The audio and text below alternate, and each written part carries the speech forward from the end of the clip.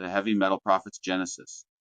A reflection by Zerga Jr. My friend, I am John Zerga Jr., and I unveil the journey behind my chosen handle, Heavy Metal Prophet. Growing up, nicknames defined me. First Arnold and the Terminator, bestowed by gym buddies inspired by Arnold Schwarzenegger. The almighty Thor, after a neighborhood gang fight that left its mark alongside my two Thor tattoos. Yet I've always been an outcast, never fitting in, a notion Plato might explore as the soul's exile from its true home. No one truly understood me. In fifth grade at St. Pancras Catholic School, I turned to heavy metal, a rebellious sound my older sister labeled satanic. Back then, it was shunned from radio waves, receiving no airtime at all.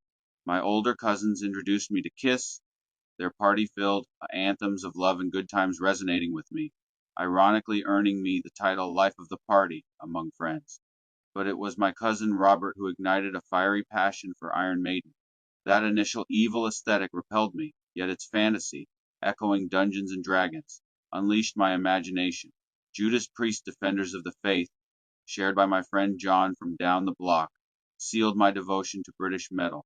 Over time, Metallica, Ozzy Osbourne's solo work, Nine Inch Nails, and Typo Negative shaped my taste, with later discoveries like Christian metal bands, Red and Disciple adding depth. I avoided thrash and death metal's growling tones, finding them less appealing. Heavy metal was scorned by the cool sports crowd. Basketball, baseball, and football dominated their world. My father never encouraged sports, never attended my games, leaving me without a cheerleader. I mourn that childhood, yet Aristotle might argue it forged my purpose through adversity. This music stigma became my rebellion, a stand against conformity, much like Pink Floyd's The Wall Poet crushed by a stifling school system, or Iron Maiden's intellectual lyrics challenging societal norms. I champion individualism over standardization, aligning with Kant's moral autonomy, which values personal dignity over imposed uniformity. As I educated myself on music history, I recognized black music's profound influence on the artists I admired, rhythm and blues, gospel roots, and Jimi Hendrix's genius fueled my deep respect for American black culture. This heritage, often overlooked, shaped rock and metal through a British filter, a journey I find both inspiring and humbling. At church, my metal passion was frowned upon, yet Jesus welcomed outcasts, not the self righteous Pharisees, as Aquinas reminds us. I witnessed metal's global rise, Arabic and Jewish bands proving its universal appeal, mirroring the harmony I share with my cats, my companions. The heavy metal prophet emerged from this crucible outcast turned prophetic voice, blending faith and rebellion. Nietzsche might call it self overcoming, a triumph over limitation. Spinoza might see it as divine expression in all things. I pray for metal's resurgence, a healing force to break the shadow's prideful grip.